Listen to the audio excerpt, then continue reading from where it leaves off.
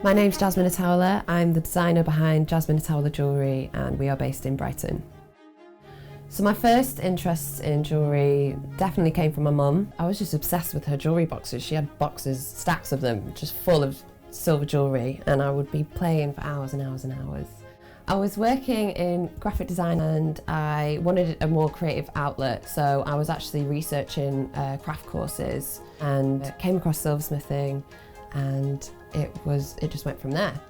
When I first walked into the workshop, I'd never been in that environment before, so I was completely, almost like bewildered by the amount of tools. I started to ask about different sorts of techniques, like sweat soldering and layering of jewellery, because I clearly had a vision of what sort of pieces I wanted to make. For me, it was more about expressing myself within a craft, or seeing if that was even possible for me. And I guess I surprised myself when I had certain ideas in regards to what kind of jewellery I wanted to make, and was differing from other people in the class. I'm half Pakistani, half English, and the aesthetics of South Asian jewellery has definitely influenced me. I take a lot of inspiration from diamond cut jewellery, so I try to replicate that with traditional hand push engraving. So this particular piece with Fuli, I've taken inspiration from ancient jewellery of the Islamic lands. The process itself is very similar to the traditional way of creating those pieces. So I carve in wax and then it's cast directly into 18-karat gold alongside some hand fabrication methods as well as hand push engraving.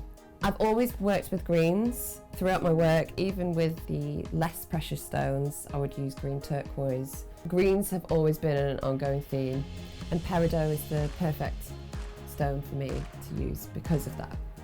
I think because of my non-traditional background, I thought that I wouldn't necessarily be the right type of winner. Because I'm self-taught, I felt as though I needed a hand with being dropped into this world. I don't know many people in the industry, other than people like myself who are self-taught. Because I didn't have any expectations, I didn't really put too much pressure on myself.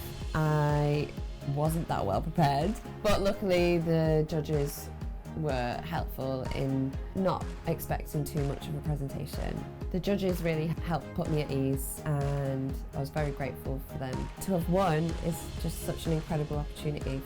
I've been working so hard on creating all of these new pieces, including the one-of-a-kind Fuli peridot ring, and now I can't wait to take part in the Jewellery Cut Live.